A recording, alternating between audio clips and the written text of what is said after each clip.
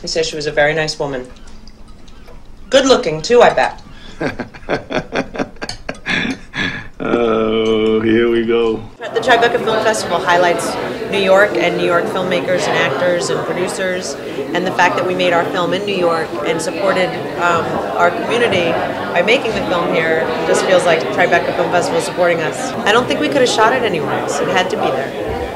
The whole story is about a man who's from City Island, and he talks about his heritage there and why he's so proud to have been from there. If you're going to film it on a studio, you're going to feel that it's in a studio. If you're going to film it out in the streets of New York, you're going to feel the grit, you're going to feel the grime, you're going to feel the beauty of it.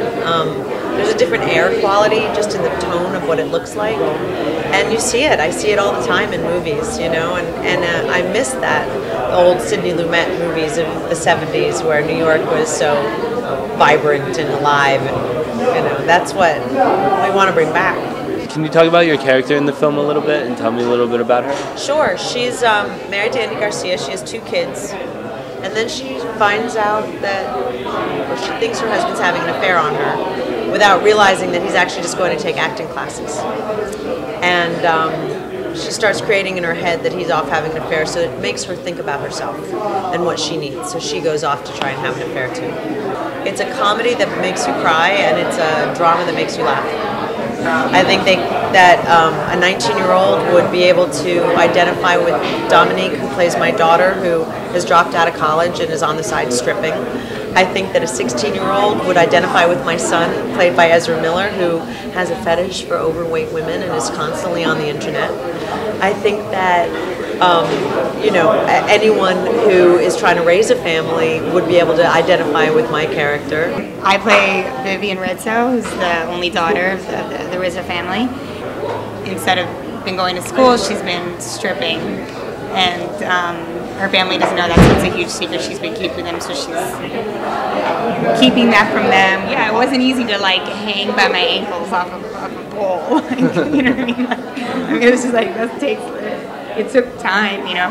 Yeah. I play Vince Jr., who's a humorously cynical wise-ass who is delving into, you know, the world of his own teenage sexuality and discovering, to his shocked horror, that he has like a fetish for feeding women. So that's my story. Yeah. I couldn't really bring myself to do in-depth research into feeding fetishes. I don't think I had the grit. But I feel like a feeding fetish is kind of like, it's kind of like a natural, like it seems to be an exaggeration of something that exists in the psyche, like the longing to feed, like that's very, I think, natural.